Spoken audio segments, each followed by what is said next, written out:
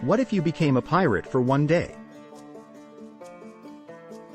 Thanks to the wonderful franchise starring Johnny Depp, pirates for the modern world have become something romantic and even kind.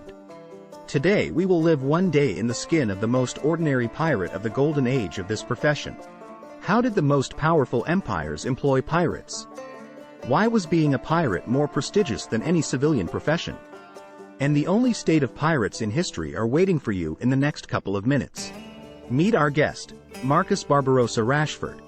Like modern comedians, pirates used to insert a nickname in the middle of their names. Some pirates, like Bartolomeo the Portuguese, removed the family name and used their home countries and cities as nicknames. Sometimes nicknames were given to pirates by their comrades. A striking example is the legendary Algerian pirate Deadhead. There is no mysticism in the nickname. Just a guy was so bald that colleagues thus joked about the dead desert, where not a single living hair cannot grow. As for our Marcus, he was nicknamed Barbarossa by his friends for his bright red beard. Nicknames were the most common: long, fat, and so on. Pirates on the ocean had nicknames for every taste. True, some did not bother and just took fake names. As you realize, piracy has no clear historical era. Pirates have always been there, from primitive raiders on rafts to modern Somalis with machine guns. Even in the famous poem of Odysseus there are references to pirates. 3 millennia ago, Phoenician pirates were in the Mediterranean Sea. True, in the past their main target was not ships, but coastal villages. Their inhabitants were captured to be sold later as slaves somewhere. In the following eras, there was no clear line between pirate and merchant. Every sea merchant had a team of warriors, and if he saw a good ship nearby, he simply captured it and resold the goods. If there was nothing suitable in the vicinity, the pirate simply acted as a merchant and still made money.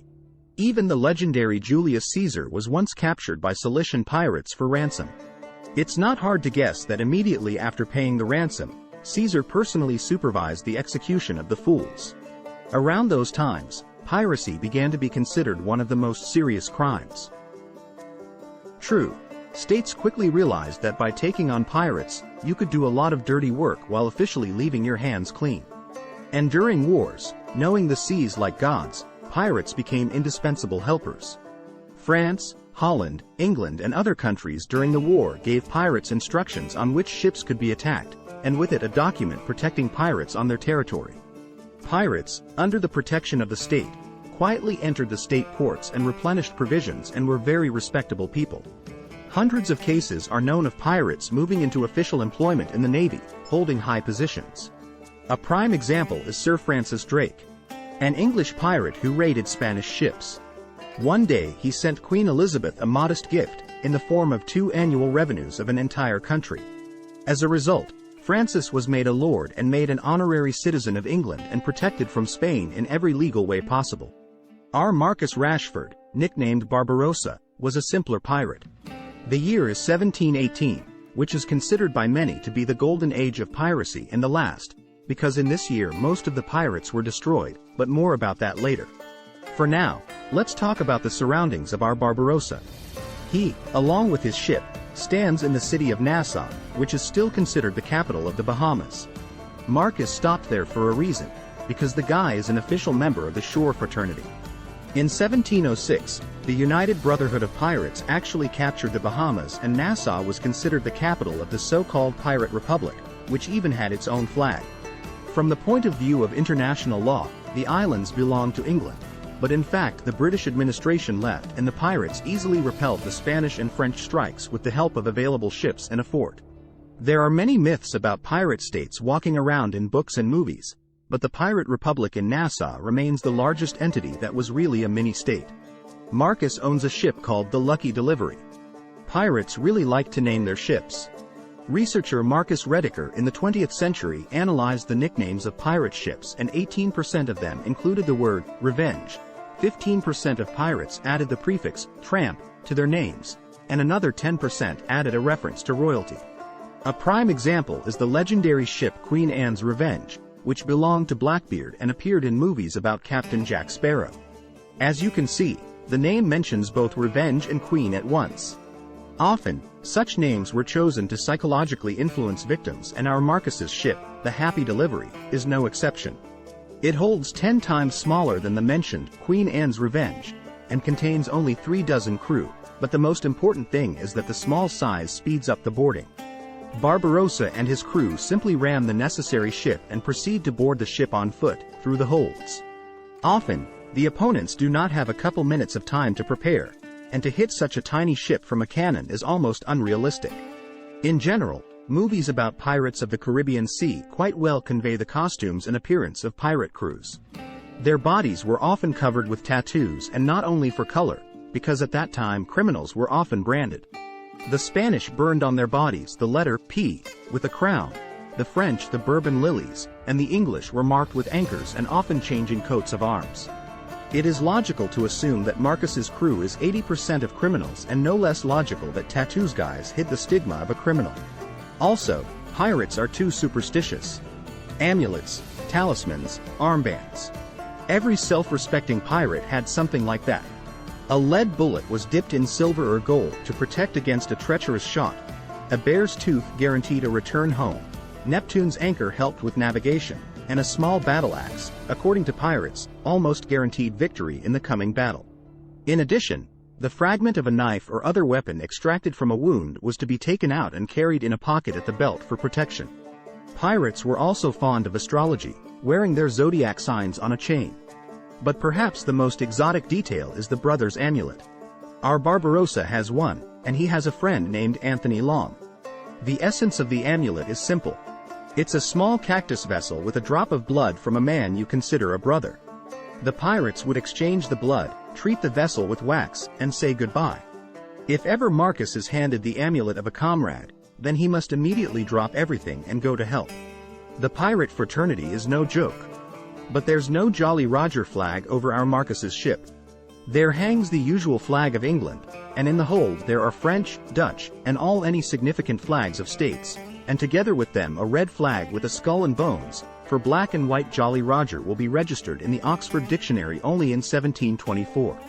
This is completely understandable, because moving under it on the high seas is tantamount to hanging a target over your own head. In the vast majority of cases, pirates sailed under the flag of their states, because many had licenses for trade, and the chance to get a volley from a gun is much less. And if it is a question of robbing a French ship, it is much easier to approach it at a foreseeable distance just under the French flag to not give the enemy time to prepare, and only then pirates raised one of the many available flags. Each had its own purpose. Captain Richard Hawkins' ship's log has a whole explanation of this. Captured in 1724, the captain states that if pirates approach you under a black flag that looks like a Jolly Roger, it means that in general they are willing to consider surrender, but if pirates approach under a red flag, there is no chance of escape and you should prepare for battle. Again, let's clarify that despite all the romance, pirates were smart, and the chance of winning by attacking suddenly is always the highest. That's why our Marcus often approaches Spanish ships under the Spanish flag, so that no one would suspect anything. And also on the most prominent place of the ship hangs a code signed by all members of the crew. One of the first to introduce this practice was the legendary pirate Henry Morgan, famous for his brutal raids, who was also well regarded by the British authorities and even became vice-governor of Jamaica. All thanks to a code, the penalty for breaking which was sometimes even fatal. Each captain could make his own code, and here the movies about Captain Jack Sparrow are a bit wrong. There was no single code for all pirates. At will, the captain invented it personally, and the crew members put their signatures. For example, the personal code of the same Francis Drake was even though unspoken, but thanks to it, the award after the battle received even the last junior. And often Captain Drake remained at a disadvantage, in order to encourage each worker of the team. Of course, there are many myths around pirates. Perhaps the most common is drunkenness. Guys like our Barbarossa loved to drink, but the vast majority of ships at sea had a dry law. The job of a pirate is not an easy one and requires concentration, and a drunken crew could go down in the first storm. The same goes for gambling.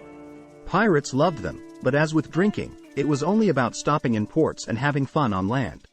On ships, a good crew was a well-oiled machine where everyone knew their place. There were blindfolds too, but scientists are inclined to believe that pirates used this way to prepare their eyes for descents into the dark hold. A closed eye in the darkness quickly adapted to the semi-darkness. We will not mention treasures, because the life of a pirate was not long and only a few lived to old age, and it was senseless to save something for the future. Let's talk better about the very pirate republic in the Bahamas, where our Marcus is located. In 1706, there was a funny situation. Large-scale wars between the states were over, and they realized that it was much cheaper to negotiate at the table rather than at sea. The need for pirates in the service of the king disappeared, and they slowly began to be hunted. A large group of pirates concentrated in the Bahamas and actually constituted a small state. The legendary Edward Teach, nicknamed Blackbeard, is considered its most popular resident. Our Barbarossa raided ships and knew he could return home to rest and gain strength. Trouble is, it was the freedom of the pirates that ruined him. The Republic didn't even have a ruler. On paper it was Benjamin Hornigold, but in fact the office meant nothing. The Bahamas had no court, laws or anything beyond pirate freedom, and when England remembered in 1717 that it legally had rights to the island, there was no one to fight for independence. The English took an unprecedented step. A former pirate, Woodes Rogers, who had become a British military officer, was sent to the Pirate Republic. He brought to the Pirates' Council a real treasure, a document on amnesty. All the inhabitants were offered to become subjects of the empire, and the empire in return forgot their sins and asked them to live according to its laws. But pirates are not subject to the law, and many, including the same Blackbeard, refused the amnesty.